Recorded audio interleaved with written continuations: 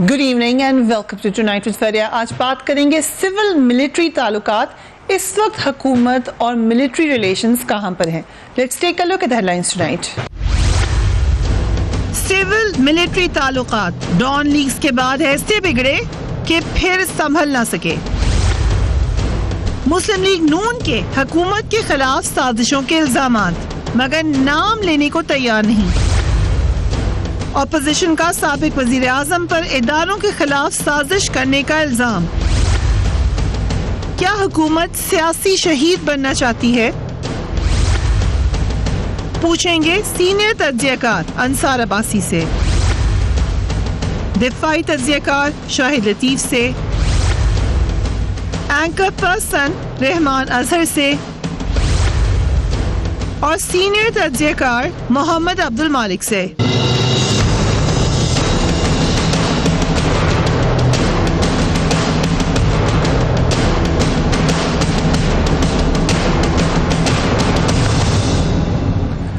And very warm welcome to the show. Pakistan की हुकूमत इस वक्त एक गर्दाब में गिरफ्तार है। एक मसला ख़त्म होता है तो दूसरा जन्म ले लेता है। इलेक्शन सिर्फ 8 माह की दूरी पे है मगर इस वक्त भी ये नज़र आ रहा है, बार बार ये बातें की जा रही हैं कि शायद कबल इस वक्त इंतखाबात हो जाएंगे। सबसे संगीन मसला जो हुकूमत के सामने है वो सिविल मिलिट्री ताल्लुकात का है।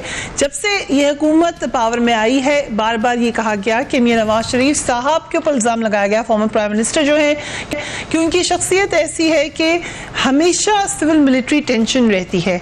अब मियां नवाज शरीफ प्राइम मिनिस्टर नहीं है, एक नए प्राइम मिनिस्टर हैं मगर उसके बावजूद सिविल मिलिट्री ताल्लुकात में पेचीदगियां अभी भी नजर आ रही हैं।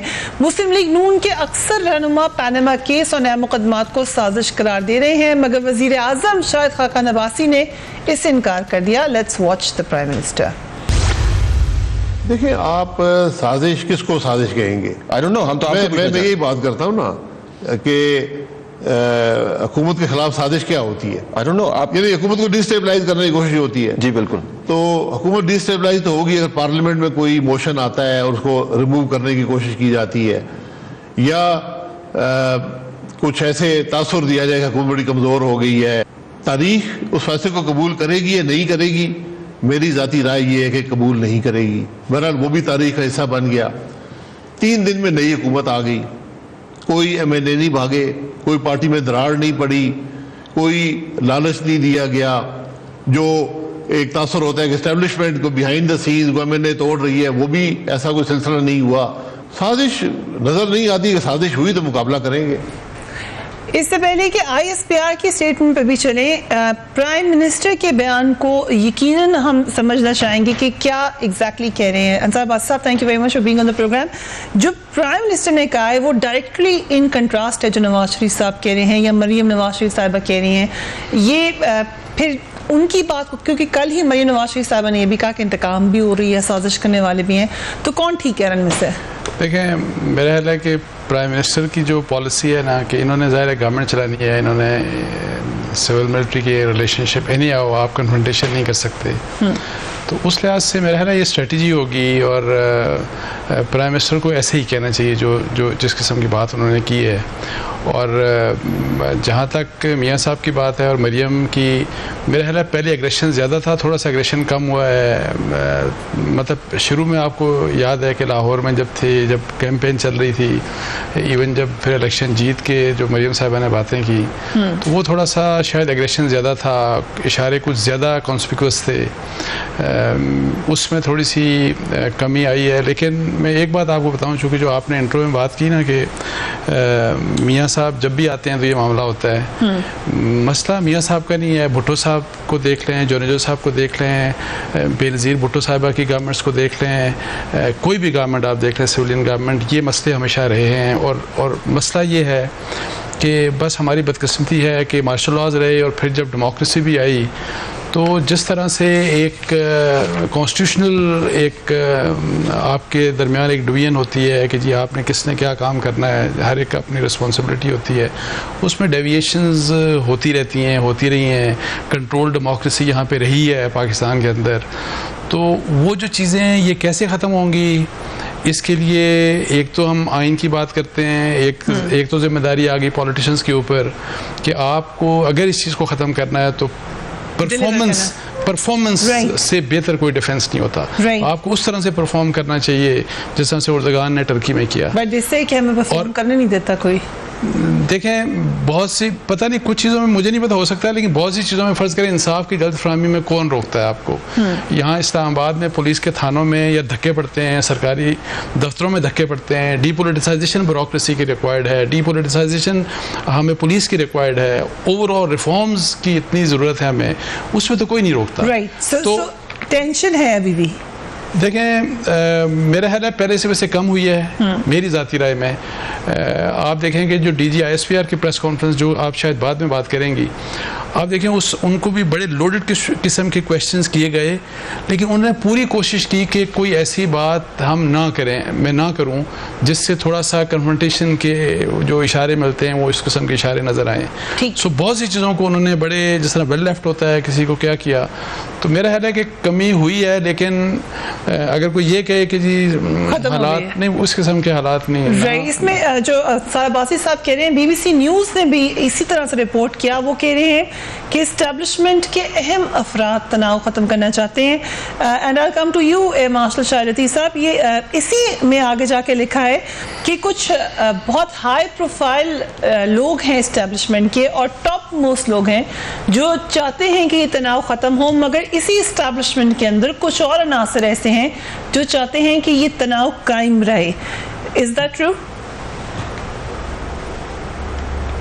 नहीं, उसकी कोई इंडिकेशन होनी चाहिए ना। ये इस तरह तो कोई भी कुछ कह सकता है कि जी कुछ ऐसे लोग हैं जो ये चाहते हैं, कुछ ऐसे लोग हैं जो इसके ऑपोजिट चाहते हैं।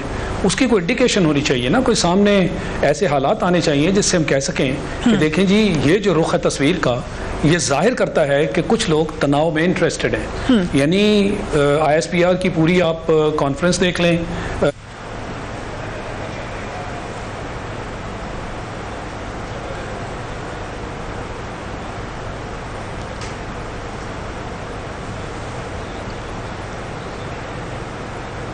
लो करने वाली जो हमारी मेन एजेंसी है इस वक्त, हमारी अदलिया है, अगर उसको ही आप सवालिया निशान बना दें तो फिर इससे शायद आप यह अखज़ करेंगे कि जी उनके साथ खड़े होने का मतलब फिर साजिश है। तो ये एक बहुत ही अजीब सा मंतक है कि अदलिया के ख़िलाफ़ जो ज़ुबान इस्तेमाल की जा रही है और फिर उसी के साथ इस्टेब्लिशमेंट के ख़िलाफ़ भी ज़ुबान आ जाती है। यानी ये कहना कि जी फ़ैसले कहीं और लिखे जाते हैं, अदलिया तो सिर्फ उनको पढ़ के सुनाती है। फिर कहना जी जज साहिबान जो हैं वो भी फरीक बन गए हैं इस पूरे मुकदमे में। तो और फिर जब पूछा जाए तो कहना जी ये तो तौहीन अदालत इसलिए नहीं है कि हम तो फ़ैसलों की तनकीद कर रहे हैं। ये फ़ैसलों की तनकीद तो नहीं है। जब उनके रवैये पे आप जिक्र करते हैं तो ये फ़ैसले की तनकीद नहीं है, ये तो आप उनकी ज़ात पर तनकीद कर रहे हैं। तो मैं समझता हूँ बड़े सब्र और तहम्मुल का मुजाहरा अदलिया ने अब तक किया हुआ है, जो उन्होंने इस तरह की बयानबाजी जो है उसका नोटिस नहीं लिया, वरना ये तो बेशुमार ऐसे बयानात हैं जो तौहीन अदालत के बिल्कुल, ये जो बयानात हैं इनको आप सिर्फ अदलिया के खिलाफ समझते हैं या आप समझते हैं कि ये फौज के भी खिलाफ हैं? नहीं, मैंने तो आपके सामने मिसाल दे दी ना कि अदलिया के साथ साथ, अदलिया पर तो हमले हैं ही, पर साथ साथ ये कहना कि फैसले कहीं और से लिखे जा रहे हैं, अदलिया उनको सिर्फ पढ़कर सुनाती है। मैं तो कोट कर रहा हूँ ना ये जो बयान दिया गया, ठीक। और इसी तरह कहना कि अदलिया जो है वो फरीक बन गई, वो डायरेक्ट अदलिया पर हमला है। तो मैं ये समझता हूँ कि ये वक्तन फवक्तन दोनों को शामिल कर दिया जाता है और जहां वो मुनासिब समझें तो अदलिया पर हमले कर दिए जाते हैं कि जी ये फैसला कैसे हो गया, ये तो तारीख का हिस्सा बनेगा और ये सवाल होगा, सवाल का जवाब उनको देना होगा। तो मैं समझता हूं कि इस तरह के मामले चल रहे हैं, जबकि सब पर वाज़ेह है कि ये साजिश जो है, ये साजिश कोई मुल्क के अंदर से किसी ने नहीं की।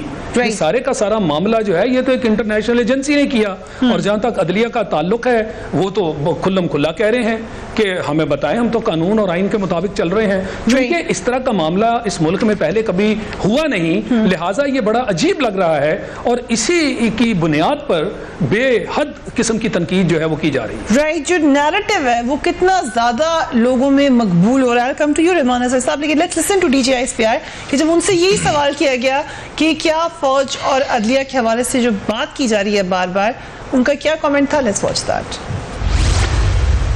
तो आइन और कानून के अंदर रहते हुए जो हुक्म मिलता है वो हम पाबंद हैं उसका करने के। GIT का जो ऑर्डर था उसमें जो ISI और MI के रैप थे वो एक कॉन्स्टिट्यूशनल ऑर्डर था और वो आर्मी ने ओबे किया। उस प्रोसेस के अंदर कोई ऐसी चीज़ नहीं थी कि जो आर्मी ने प्रोड्यूस की हो या दी हो, उसमें वी वर नॉट पार्टी। हमें जो सुप्रीम कोर्ट ने हुक्म दिया वो कर दिया। उसके बाद एक प्रोसेस चल रहा है, यस वी अंडरस्टैंड, लेकिन हमारा ये स्टैंस है कि ये जो प्रोसेस है ये जिसकी डोमेन में है उन्होंने हल करना है। अदलिया की डोमेन में है तो अदलिया हल करेगी। कॉन्स्टिट्यूशन के अंदर रहते हुए फौज का जो काम है वो करेगी, लेकिन इसमें किसी किस्म की ये परसेप्शन देना कि फौज इसके पीछे है या कोई मार्शल लॉ लगना चाहता है, these are the things which are not even to be talked. Sir Rahman Nasar साहब, हमें ये पता चल रहा है, ख्वाजा सारफी ने भी ये कहा कि पॉलिसी मेकर्स नहीं तनाव चाहते। यही रिपोर्ट हो रहा है कि जो आला ओहदेदारान है वो नहीं चाहते, तो तनाव फिर क्यों है? देखिए, मेरा ख्याल है तनाव तो है, और फ्रिया ये चीज़ें और ज़्यादा ख़राब होंगी जिस तरफ हालात जा रहे हैं। और जो PMLN की हिकमत अमली है वो इस वक्त ये है कि वो हॉट एंड कोल्ड जो है वो ब्लो कर रहे हैं। तो एक तरफ जो है वो तनाव रखना भी चाहते हैं, जो कि उनकी सियासत के लिए ज़रूरी है, जो उनके इस नैरेटिव, इस बयानिए के लिए ज़रूरी है कि वो डट गए, लड़ गए इस सारे मामले में। और दूसरी तरफ वो चाहते हैं, जो कि शहबाज शरीफ साहब और वज़ीर आज़म का जो बयानिया है, वो चाह रहे हैं कि कहीं ना कहीं ये तासुर भी दिया जाए कि भाई हम एक जंग की सूरत हाल जो है वो नहीं चाहते। और मेन टारगेट जो है इस वक्त वो मार्च का इंतज़ार हो रहा है कि मार्च तक अगर ये मामलात इसी तरह चलें तो मार्च के अंदर PMLN को ये श्योर शॉट एक कामयाबी मिलने वाली है, वो है सेनेट के इंतखाबात वाली। और सेनेट के इंतखाबात तक इन मामलों को जो है वो किस तरह से चलाना चाहते हैं। सेनेट के इंतखाबात के बाद PMLN यकीनन इस पोजीशन में होगी कि वो आईनी और कानूनी तौर पर जो तब्दीलियां अपने हक में करवाना चाहते हैं वो इस पोजीशन में आ जाएंगे कि बार्गेनिंग टेबल के ऊपर उनकी पोजीशन बहुत ज़्यादा बेहतर हो जाएगी।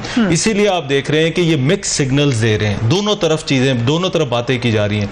मरीम नवाज़, बाकी कुछ लोग इनके वो बड़े सख्त बयानात दे रहे हैं। मेरा नहीं ख्याल उसके अंदर कोई कमी आई है, वो एक सिलसिला है जो कि चला आ रहा है। NA 120 से पहले भी चल रहा था, NA 120 के बाद भी चल रहा है, अभी भी चल रहा है, अभी भी रोज़ाना ऐसी ट्वीट्स आती हैं।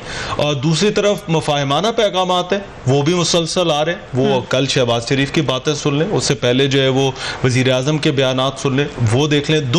ये दोनों चीज़ें जो हैं वो साथ साथ चल रही हैं। अभी हिकमत अमली ये है कि इन दोनों को जो है वो साथ चलाया जाए। मगर इसमें प्रॉब्लम सिर्फ इतनी है कि जो तनाव की जो कैफियत है उसमें जब दोनों एक तरफ बढ़ते रहते हैं तो वो घटने की बजाय जो है वो बढ़ रही है। और उसमें अगर एक 5 पे ले जाता है, दूसरा 6 पे ले जाता है, तीसरा 7 पे ले जाता है, चौथा 8 पे, फिर तो ये स्टेप बाय स्टेप जो आगे जा रही है मुकम्मल, मुझे लगता है कि ये कहीं ऐसा खुदा ना खासा ऐसा ना हो कि ये मुकम्मल तसादुम की तरफ चली जाए। कंसिस्टेंट है। मालिक साहब हमारे साथ मौजूद हैं। Thank you so much for being on the program Malik साहब। ये रहमान अजहर का ख्याल ये है कि ये बढ़ता चला जाएगा। हमारे पास ये भी खबरें हैं कि कुछ लोग चाह रहे हैं कि तनाव खत्म हो, लेकिन किस तरफ से पहल होगी इसको खत्म करने के लिए? नहीं, देखिए, तनाव बड़ा क्लियर है। इसमें दो व्यू पॉइंट नहीं है जी। एक व्यू पॉइंट है वो, और व्यू पॉइंट इस वक्त मुस्लिम लीग में एक ही चल रहा है, और वो चल रहा है नवाज शरीफ साहब का। और उनका पैटर्न बड़ा क्लियर है। वो चाहते हैं कि एब्सोल्यूट केओस की तरफ लेके जाया जाए सिचुएशन को, और इतना ज्यादा केओस क्रिएट किया जाए कि उनकी कोई जगह बने। जो नॉर्मल ऑर्डर है उसमें उनकी जगह नहीं है। देखिए, वो डिस्क्वालीफाई हो गए, नया प्राइम मिनिस्टर आ गया, उनकी नई कैबिनेट बन गई, ठीक है, भले नहीं बनाई, लेकिन वो एट आर्म्स लेंथ अब हो गए, ठीक है। अभी उन्होंने अपने आप को दोबारा पार्टी प्रेसिडेंट इलेक्ट करवा लिया है, लॉ चेंज करवा के, लेकिन मेजॉरिटी ऑफ लॉयर्स का ख्याल ये है कि लीगल कम्युनिटी का कि स्ट्राइक डाउन हो जाएगी पर्सन स्पेसिफिक। मुझे तो पैटर्न बहुत क्लियर नजर आ रहा है। जो ये बात हो रही है शहबाज शरीफ साहब की, प्राइम मिनिस्टर अब्बासी वगैरह की, लेकिन ये प्राइम मिनिस्टर अब्बासी, लेकिन उसी सांस में ये भी कहते हैं मैं तो प्राइम मिनिस्टर हुई नहीं, प्राइम मिनिस्टर तो नवाज शरीफ साहब हैं। उसी सांस में वो एक इंटरव्यू देते हैं और कहते हैं कि इशफाक डार साहब जो से 2018 तक रहेंगे फाइनेंस मिनिस्टर, जो पुराने प्राइम मिनिस्टर के समधी भी हैं। तो ये दुनिया में वाहिद मुल्क है ऐसा जिसका फाइनेंस मिनिस्टर फाइनेंशियली क्राइम्स पे इंडाइक्ट हुआ है, और वो फाइनेंस मिनिस्टर भी हैं। और इतनी मजाक बन गया है कि अभी दुबई के अंदर जो वर्ल्ड बैंक की टॉक्स हैं उसके लिए भी आपको इंटीरियर मिनिस्टर को भेजना पड़ रहा है, और आपका फाइनेंस में जा नहीं सकता। बात दरअसल ये है कि जो शहबाज शरीफ साहब वगैरह हैं वो तो जाहिर कर रहे हैं कि देखिए हम इस व्यू पॉइंट से एग्री नहीं करते, लेकिन वो अपनी बेबसी भी शो कर रहे हैं सामने। ये क्लियरली जो पॉलिसी है इसमें मुझे डिवाइड नजर नहीं आ रही। सिंगल पॉलिसी है, वो है कि टकराव की, वो है कि आप जुडिशरी को और फौज को इतना ह्यूमिलेट करें और उनको इतना कंट्रोवर्शियल बना दें कि जो सा उनमें से कोई एक भी बैक ऑफ कर दे। अगर उन दोनों में से कोई एक भी बैक ऑफ करता है, अगर फौज अपनी सपोर्ट हटाती है जुडिशरी के पीछे से या जजेस रोज की लान तान से पीछे हट जाते हैं, तो सारा आपका अकाउंटेबिलिटी प्रोसेस रुक जाता है। So, जो हमने देखा शहबाज शरीफ साहब ने कहा कि मियां साहब को मशवरे देने वालों के बारे में शायद गलत लोग मशवरे दे रहे थे या चौधरी निसार की बात सुनी, ये you are saying it's part of the game, strategy है कोई मिलकर? पार्ट ऑफ द गेम नहीं, आई थिंक ही इंक्रीजिंगली वो इरेलेवेंट होते जा रहे हैं बिकॉज उनकी सुन नहीं रहे। वो सैनिटी की बात कर रहे हैं, वो बात कर रहे हैं जो मुल्क के लिए बेहतर है, जो तसादुम नहीं होना चाहिए, जो एक नॉर्मल सिस्टम चल रहा है। देखिए ना, अजीब मजाक बन गया मुल्क में। एक तरफ आप कहते हैं कि जी मैं प्राइम मिनिस्टर भी हूँ, फिर प्राइम मिनिस्टर कहते हैं अवाम की हाकमियत नहीं मानी जा रही। फिर बताएं भाई कौन नहीं माना हाकमियत? क्या आपका इशारा अदालत की तरफ है, क्या आपका इशारा फौज की तरफ है? आप नाम ले। Why are you making this confusion? Very interesting point. मुझे एक वक्त की तरफ जाना है मालिक साहब, और आप अपोजिशन भी खेलना चाहते हैं, ऐसे नहीं होता। ये बड़ी अहम बात है। ये बात बिल्कुल एग्री की लग ये रहा है। हुकूमत एक तरफ हुकूमत में भी है और साथ साथ अपोजिशन की गेम भी खेल रही है। क्या ऐसा हो सकता है? After break keep watching times fair.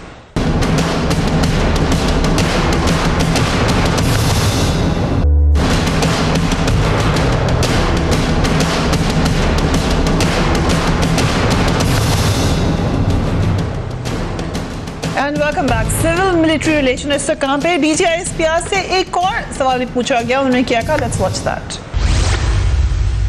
Instability किसी भी किस्म की हो, ख्वाह वो पॉलिटिकल है, इकोनॉमिकल है, डेवलपमेंट है, वो मुल्क के इंटरेस्ट में तो हो नहीं सकती। There is no second opinion about it. तो इस इंस्टेबिलिटी को सबसे पहले तो हमने खुद ही ठीक करना है और वो ठीक करना चाहिए तमाम इदारों को आपस में मिलकर। किसी और को ये कहने का मौका ही क्यों मिले कि ये इंस्टेबिलिटी है और ये पाकिस्तान के लिए ठीक नहीं। हमें भी पता है कि कोई भी इंस्टेबिलिटी जो है वो किसी भी मुल्क के अच्छे मुस्तकबिल के लिए अच्छी जो है वो ठीक नहीं है।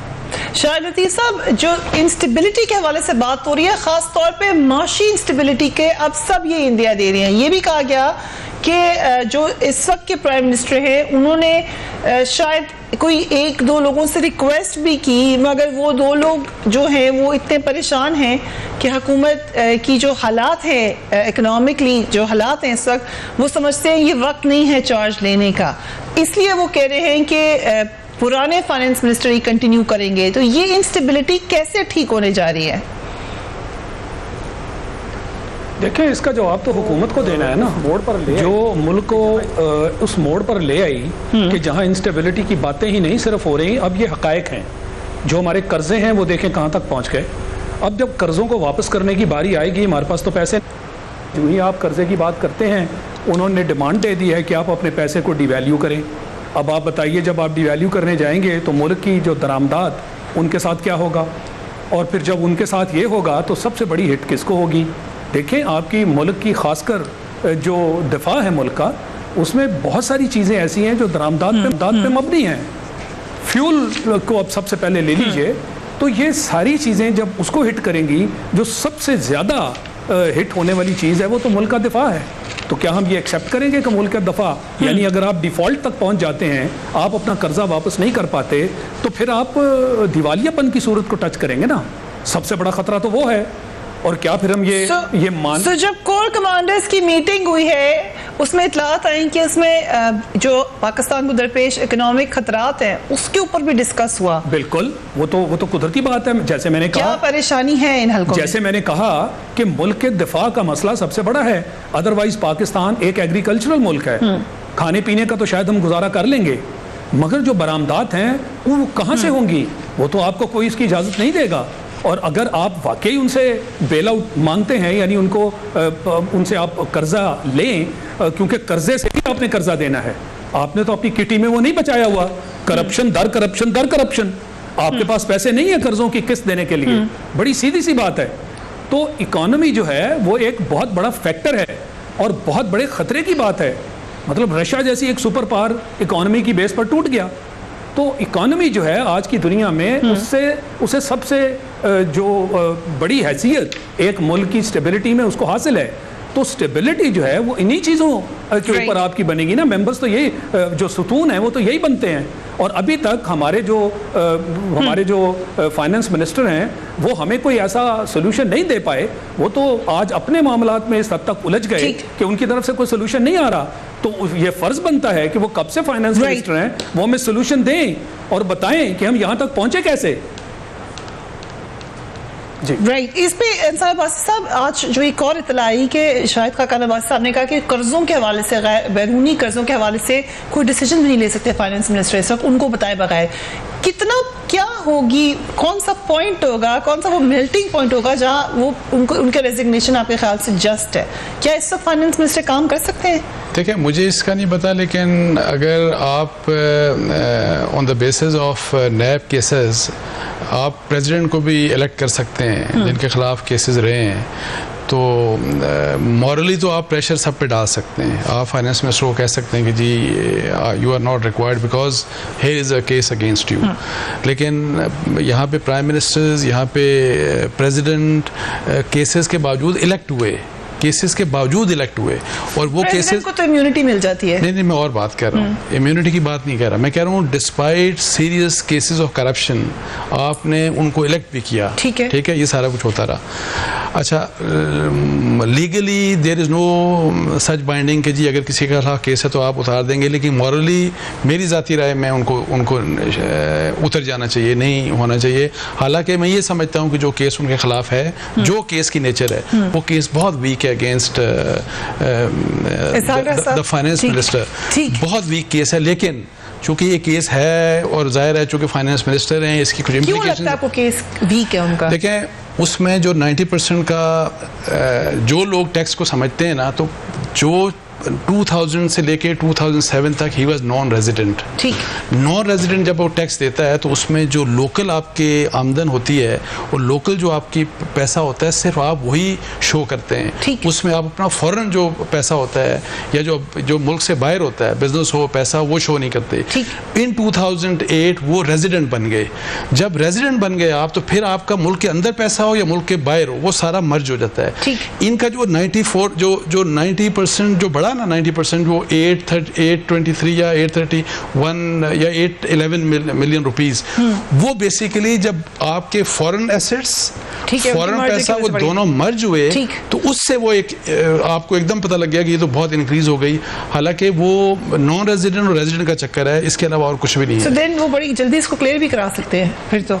देखें, मुझे नहीं पता क्लियर करवा सकते हैं कि नहीं सकते, आई एम नॉट श्योर। वो तो चले अदालत में जो भी फैसला होगा। लेकिन मैं एक बात कह रहा हूँ, ये जो जिस तरह कोर कमांडर्स मीटिंग में हुआ, जिस तरह ये भी कह रहे हैं, देखें, हमें इस मुल्क में एक कंसेंसस रिक्वायर्ड है for economic policies as well. हमारे यहाँ कोई कंसेंसस होता ही नहीं है वैसे। सब सियासत करते हैं, हर कोई आपको अपनी इकोनॉमिक पॉलिसीज़ के लिए, गवर्नेंस के इश्यूज़ के ऊपर, आपको जो मेजर इश्यूज़ हैं, रिफॉर्म्स के ऊपर, इंस्टीट्यूशनल रिफॉर्म्स के लिए हमें ये रिक्वायर्ड है इस मुल्क में कि आप कंसेंसस की तरफ जाएं और ऐसी पॉलिसीज़ लेके आएँ कि जी डार साहब हों या ना हो, नवाज शरीफ हों ना हो, कोई भी वज़ीर आज़म आ जाए, कम से कम पॉलिसीज़ कंसिस्टेंट हों, ताकि हमारा मुल्क तरीके के साथ आगे चले और कोई हम तरक्की की तरफ जाएँ। तो ये बड़ा ज़रूरी है। कंसेंसस की ज़रूरत है। लेकिन रहमान साहब, हमने ये सुना था, ये बबल था कि बहुत ज़बरदस्त इकॉनमी में बूम लेकर आए या चेंज लेकर आए सागरार साहब।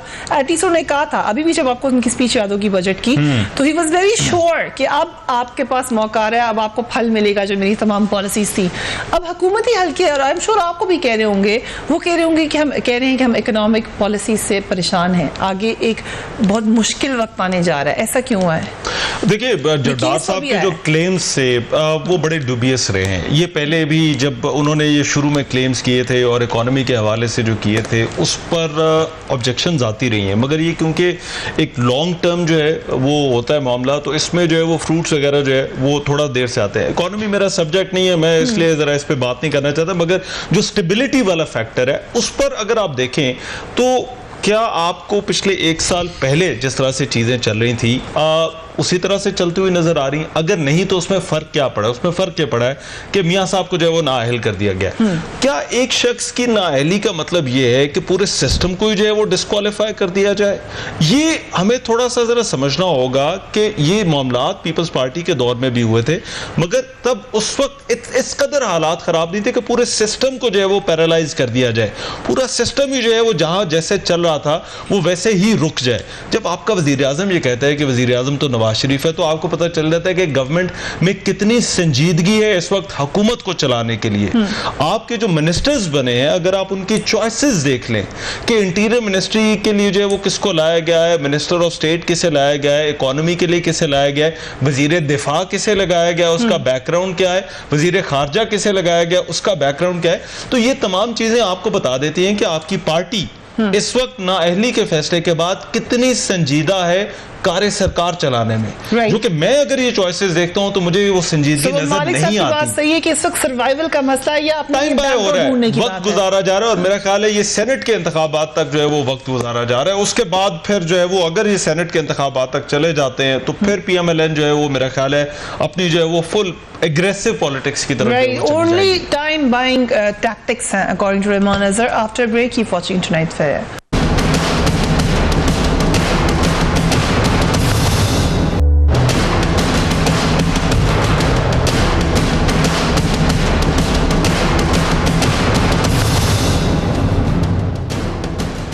And welcome back. एक इंटरेस्टिंग आर्टिकल वजाहत खान ने भी लिखा, legal gridlock grips nuclear armed US ally Pakistan. दुनिया में भी अब ये तासुर है कि बहरहाल एक ग्रिडलॉक ज़रूर पाकिस्तान में है और उससे निकलने की कोशिश फिर पाकिस्तान से ही होनी चाहिए। अंसार साहब, ये वजह क्या है जो डर खौफ है कि मार्शल लॉ आ जाएगा या ये जो आपस की ताल्लुकात हैं ये बड़ी हद तक गलत हो जाएंगे, ये बार बार क्यों रहता है पाकिस्तान में? आई विश कि जो आप दोनों बातें कर रहे थे ना वक्फे के दौरान वो बातें अगर आप करें ऑन एयर तो बहुत से आपको जवाब हमारे व्यूअर्स को हम कल वक्फे में भी बात कर रहे थे कि जो खौफ है लेकिन मैं एक्चुअली मदद करता है। देखें मैं आपको एक बात बताऊं, हमारे यहाँ मेरी ज़ाती राय में जो कि हमारे पॉलिटिशियंस को भी सीखना चाहिए और हमारी इस्टेब्लिशमेंट को भी सीखना चाहिए, रेड लाइंस हर इंस्टीट्यूशन की होती हैं, ठीक, और रेड लाइंस डिसाइड करता है हमारा आइन, ठीक है। अगर हमें मेरा ख्याल है कि अगर गलती हो भी जाए ना तो फौज को क्रिटिसिज्म करते वक्त फौज के मुतालिक आपको रेड लाइंस का ख्याल रखना चाहिए, बिकॉज आफ्टर ऑल पाकिस्तान की फ़ौज है और जाहिर है इसको पाकिस्तान को डिफेंड करना है और फौज को अपने मुल्क के अंदर कंट्रोवर्शियल नहीं होना चाहिए, ठीक है।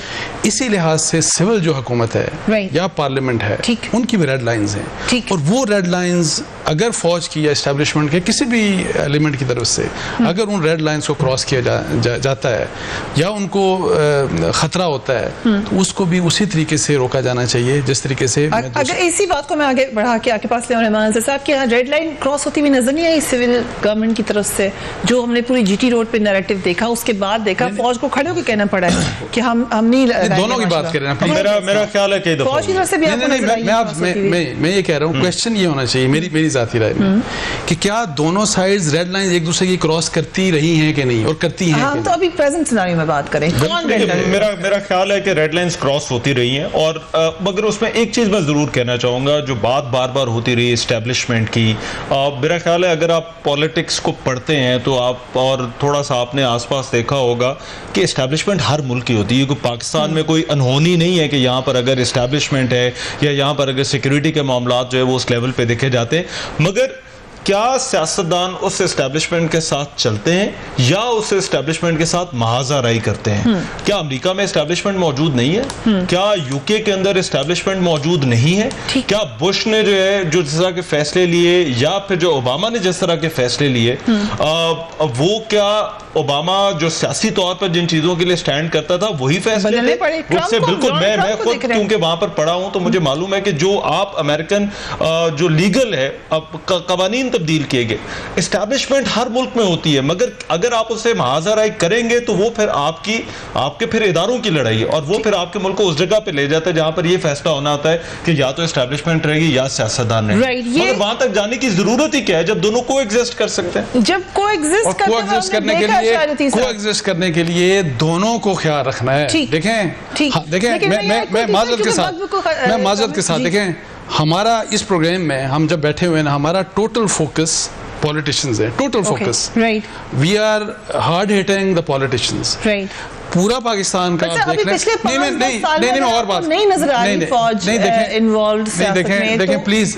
क्या 2014 में नहीं थी? बताएं, क्या 2014 में कोई कॉन्स्पिरेसी नहीं हुई थी? So you are saying कि फौज भी उसी तरह से नहीं, मैं वैसे पूछ रहा हूँ 2014 में कुछ नहीं हुआ था? रोका भी किसने था? नहीं, देखें सुने प्लीज, नहीं मेरा व्यू पॉइंट और मैं और बात कह रहा हूँ। मैं ये बात कह रहा हूँ कि एहतियात दोनों को करनी है, और मेरी दरख्वास्त उनसे ये है कि पूरी दुनिया में जो जिस किस्म की कॉन्स्पिरेसी पाकिस्तान के अगेंस्ट हो रही है, इस मुल्क को एक स्टेबिलिटी चाहिए, और अगर हम खुद इंस्टेबिलिटी लेके आते हैं, ठीक है, एक दूसरे की टांगे खींचने की जरूरत नहीं है। इस मुल्क का ख्याल रखें, सबसे मेरी दरख्वास्त है इस मुल्क का ख्याल रखें। रिस्पेक्ट होनी चाहिए, अंसार अब्बासी साहब कह रहे हैं। जी, बात यह है कि इसमें तो कोई शक नहीं, ये तो यूनिवर्सल ट्रूथ है कि दोनों तरफ जो है तरफैन जो हैं उनको एहतियात से चलना चाहिए।